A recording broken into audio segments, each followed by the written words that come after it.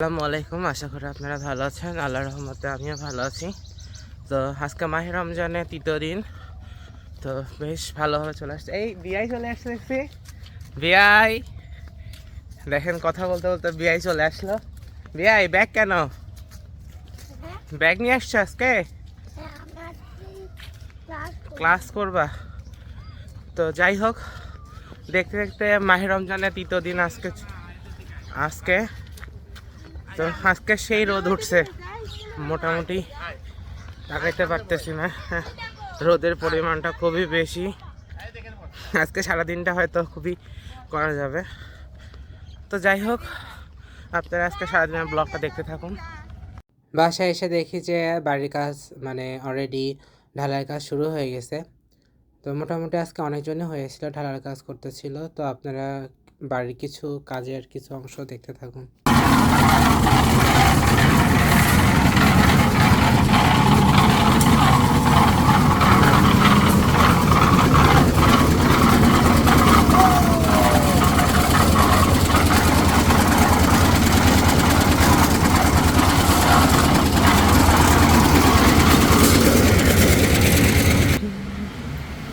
যে বাসার হচ্ছে আজকে গ্রেড বিমের কাজ হচ্ছে মোটামুটি।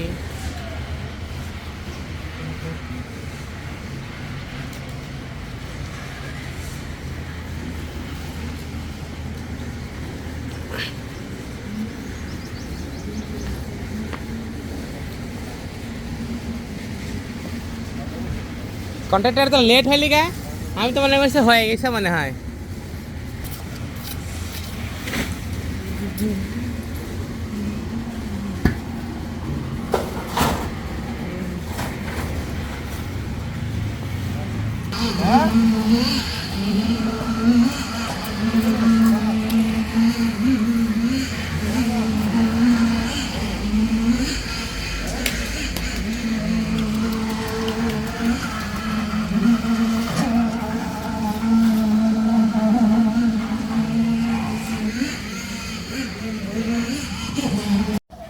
কিরে লিজান, কি অবস্থা? তাই কি কি বলিস? ও আচ্ছা, কিছুক্ষণ আগে তাই না? হ্যাঁ, আমি ভিডিও করলাম আর কি, ভিউয়ার্সরা দেখবে না।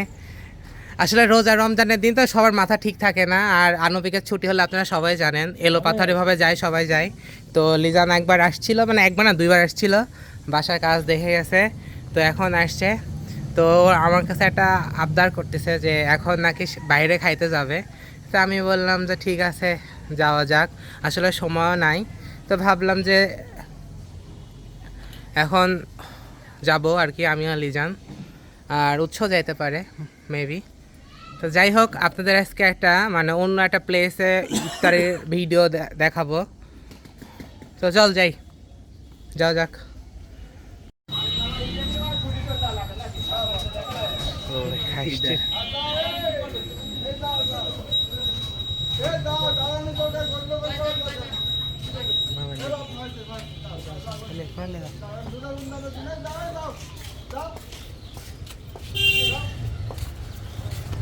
তো এই যে পাঞ্জাবি পরছি আর কি, মামাতো ভাইও চলে আসছে। যদিও আমাকে আগে থেকেই বলছিল, আগে থেকে টুকটাক প্ল্যান ছিল। তো এখনই ডিসিশন নিলাম যে যাই, ঘুরে আসি। তো এই যে আমি রেডি, পাঞ্জাবি পরছি, কারণ ইফতার খেতে গেলে অবশ্যই পাঞ্জাবি পরাটা বেটার। যাই হোক, নানির বাসায় আসলাম আর কি। এসে দেখি যে খড়ি ফাড়া হচ্ছে। আপনারা সবাই জানেন যে মামার বিয়ে ঈদের পরে আর কি ফাংশন হবে, যার জন্য খড়ি ফাড়া হচ্ছে, কারণ শুকনো খড়ি লাগবে। এই যে ছাগল হচ্ছে কি খাচ্ছে, পাতা খাচ্ছে না ঘাস খাচ্ছে। তো নানির বাসায় আসলাম, মতো রেডি হবে মেবি। তো নানির বাসায় এসে দেখি যে মেজো মামি রান্না করতেছে। মোটামুটি সব ভাজাভুজি করা শেষ, বেগুনে করছে, এখানে ছোলা করছে, ছোলা করার উপরে এখানে পেঁয়াজও করছে আর বেগুনে করছে, আর ছোলা করতেছে। তো মামির বেগুনগুলো খুবই ভালো ফুলে আর কি। তো আর পেঁয়াজগুলো বানানো শেষ। এখানে কি ডিম ভাজি হবে না ভেঙে গেছিল নাকি? আচ্ছা ঠিক আছে। এরপরে রেডি হয়ে বাজারে চলে আসলাম। তো এই বছরই হচ্ছে রোজায় বাজারে আর কি ওঠা আমার। এর আগে একদিন গিয়েছিলাম ইফতার কিনতে। উৎসের জন্য ওয়েট করতেছিলাম, যেহেতু টিউশনিতে গেছে, টিউশনি থেকে আসবে, দেন তারপরে আমরা একসাথে যাব। বাজারে মোটামুটি লোক সংখ্যা খুবই কম। আগে এই বিবিসি বাজারে অনেক লোক হতো, বাট এখন লোক সংখ্যা মানে নেই বললে চলে আর কি। তরমুজের দাম জিজ্ঞাসা করলাম, বলল 50 টাকা কেজি।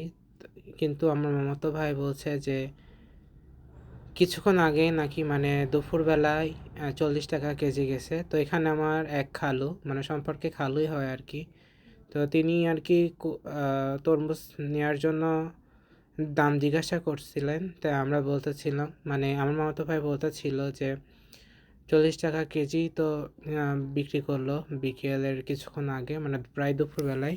তো আপনি কেন 50 টাকা কেজি নিচ্ছেন? তো আমি বললাম যে হয়তো ইফতারের টাইমটা চলে আসছে, আর বাজার যেহেতু তরমুজ কম আছে, এই জন্য তরমুজ বিক্রেতারা দাম বৃদ্ধি করে দিচ্ছে। এই বাংলাদেশে এই জিনিসটা খুবই খারাপ, মানে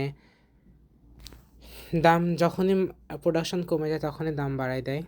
তো এখানে আমরা অটোতে করে রূপপুর মোড়ের দিকে চলে যাচ্ছি। তো আমি, আমার মামাতো ভাই এবং আমার বন্ধু উৎসকে তো সবাই চেনেন, আমার খুবই কাছের বন্ধু। তো আমরা তিনজন মিলে চলে যাচ্ছি রূপপুর মোড়ের দিকে। তো দেখেন বাজার পুরাই ফাঁকা ছিল। তো এখানে আমি আর কি ভয় জিতেছিলাম, যে বলতেছিলাম যে গাইস আমরা এখন চলে যাচ্ছি ঈশ্বরদীতে ইফতারি করতে। তো যাই হোক, আমাদের হুটহাট প্ল্যান ছিল আজকে ঈশ্বরদীতে গিয়ে ইফতারি করব, কোনো প্ল্যানই ছিল না। দুপুরবেলা শুধু লিজান বলতেছিল যে আজকে ঈশ্বরদীতে ইফতারি করলে কেমন হয়। তো আমি বললাম যে জিনিসটা খুবই ভালো, আর গেলে ভালোই হয়। তো যাওয়ার পথে দেখেন একটা অটো রিক্সার কি প্রবলেম হয়েছে, এই জন্য ঠিক করতেছিল। এই ইফতারে কিছুক্ষণ আগে মুহূর্তে যদি কোনো কিছু প্রবলেম হয় তাহলে আসলে খুবই কষ্টকর বা কষ্টসাধ্য। রূপপুর মোড়ে আসলেই মনে হয় যে আমি মানে কোন ঢাকা শহরে জ্যামে চলে আসছি এক কথায়। কারণ এই সময় আণবিক ছুটি হয়, ইপিজেড ছুটি হয়, টোটালি রাস্তা পুরোটাই জ্যাম থাকে। তো আপনারা যারা আমার ভিউয়ার্সরা আছেন তারা খুবই সাবধানতা অবলম্বন করে রূপপুর মোড়টা পার হবেন, কারণ এখানে এখন প্রায় অ্যাক্সিডেন্ট হবে আর কি, যেহেতু ঈদের একটা যানজট থাকবে, তাছাড়া আণবিক ছুটি হবে, তাছাড়া ইভিজের ছুটি হবে। মানে মূল কেন্দ্রটা, মানে এই জায়গাটা এত ভিড় হয়, মানে বলার অপেক্ষা থাকে না। তো যার জন্য আমার, মানে যারা খুব কাছের আমার খুব কাছের মানুষজন বলবো আর কি, আমার ভিউয়ার্সরা তো আমার খুবই কাছের, তো তারা খুবই সাবধানতা অবলম্বন করে যাবেন। অটো থেকে নেমে রূপপুর মোড় পার হয়ে সেনজিতে উঠে পড়ছিলাম। তো সেনজিতে করে যে যাওয়ার পথে দেখেন একে একে ইপিজেটের অনেক গাড়ি আসছে, প্রচুর গাড়ি আসতেছে। কারণ আপনারা সবাই জানেন যে ইপিজেটে প্রচুর কর্মী আর কি কাজ করেন। তো যখনই একসাথে ইপিজেড ছুটি হয়, যারা ঢাকাতে দেখেছেন বা চট্টগ্রামে দেখেছেন তারা অবশ্যই বুঝবেন যে যখন ইপিজেড ছুটি হয় তখন ব্যাপারটা কী লেভেলের ভিড় হতে পারে। তো যাই হোক, এই যে আমাদের ঈশ্বরদীর বসুন্ধরা পার হয়ে গেলাম। তো আমি এটাকে আরআরপিকে আসলে ঈশ্বরদীর, মানে ঈশ্বরদী আরআরপিকে আমি ঢাকার বসুন্ধরার সাথে তুলনা করি, কারণ কিছুটা মডেল মানে বসুন্ধরার মতো করে করা আর কি।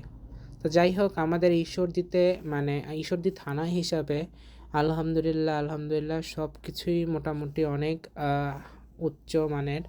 এখানে প্রত্যেকটা জিনিস খুবই অথেন্টিক এবং খুবই ভালো পাওয়া যায়। এদিক থেকে আমি হয়তো বলবো যে অনেক জেলা শহরেও হয়তো এত ভালো ভালো ব্র্যান্ড, এত ভালো রেস্টুরেন্ট, তারপরে ভালো শপিং মল নেই বললেই চলে। তো এখানে হচ্ছে উৎস সবাই আর কি উৎস লিজান দেখতেছিল, যে ডিসাইড করতেছিল যে কোথায় আর কি খাওয়া যায়। শেষমেশ আমরা খুঁজতেছিলাম, ওখানে আর কি তেমন একটা আইটেম ছিল না, ইফতারি আইটেম খুবই স্লো ছিল। তো যেহেতু ইফতারি করবো তার জন্য আমরা ইফতার আইটেম সহ যেখানে আর কি খাওয়া যায় সেখানের জন্য খোঁজ করতেছিলাম। তো আমি আজকে পুরোটাই দায়িত্ব দিয়েছিলাম উৎস আর লিজানকে। তো এখানে দেখেন এই জিলাপিটা আপনারা কেউ খেয়েছেন কি না, আমি আজকেই ফার্স্ট দেখলাম আর আজকেই ট্রাই করলাম। জিলাপিটা জাস্ট ওয়াও ওয়াও ওয়াও। যারা আমার ঈশ্বরদীর ভিউয়ার্সরা আছেন বা আমার আশেপাশে বাড়ির আশেপাশে ভিউয়ার্সরা আছেন তারা অবশ্যই বৈকালিতে গিয়ে এই জিলাপিটা ট্রাই করবেন। একবারে কি বলবো, খুবই খুবই খুবই খুবই টেস্ট, খুবই ভালো টেস্ট। তো যাই হোক, এখানে আর একটা জিলাপি দেখাচ্ছিলাম মোটা করে। এটা কিছুটা ছানার জিলাপির মতো, বাট এটা ঝোলে ভিজানো হয় না। খুবই মজা লাগে এই জিলাপিগুলোও খেতে। তো ইনি খুবই ভালো করে বানাতেছিলেন ঘুরে ঘুরে, আর এই কারিগরটা আমাদের 4 নম্বর গেট আগে বানাতো। তো একটা মজার বিষয় হচ্ছে, আজকে ইফতারি করতে গিয়ে এত ভালো লাগলো এই কার্যক্রমটা দেখে। আসলে আজকে মালিক পক্ষ থেকে যারা ক্রেতারা আছেন, যারা ইফতার কিনছেন বা বসে ইফতারি করবে, তারা আজকে আপ্যায়ন করবে আর কি। যার জন্য তারা আজকে আমাদের থেকে কোনো টাকা পয়সাই নেয় নাই। এক্সট্রা শুধু আমরা জিলাপিটা নিয়েছিলাম, জিলাপির টাকাটা শুধু নিয়েছে। তাছাড়া দেখেন এত প্লেট ভর্তি ইফতার তারা শুধু আজকে আপ্যায়ন করছে কাস্টমারের জন্য। তো এই জিনিসটা আমার কাছে খুবই ভালো লেগেছে। আমি আসলে বৈকালি এই ওনার বা যে ওনার আর কি, যে মালিক, তাকে আমি অনেক অনেক ধন্যবাদ দিচ্ছি। আমি বলেও আসছি তাকে এত মহৎ কাজ করার জন্য। আমার কাছে খুবই ভালো লেগেছে এই বিষয়টা। তো যাই হোক, আসলে এটা আমাদের রিজিকে ছিল। দেখেন সব কাস্টমাররা বসে গিয়েছে। আমরা বারবার বলতেছিলাম যে কাকু সমস্যা নাই, আমরা কিনে নিচ্ছি সব কিছু, জাস্ট আমরা এখানে বসে ইফতারি করবো। তো বলছে যে না বাবা, আজকে তো মানে তোমরা সহ যেগুলো কাস্টমার আসবে সবাইকে আমরা আজকে আপ্যায়ন করব। আমরা যে যার জায়গা থেকে সবাইকে হেল্প করবো। আজকে আমাদের পর্যন্ত, আল্লাহ হাফেজ।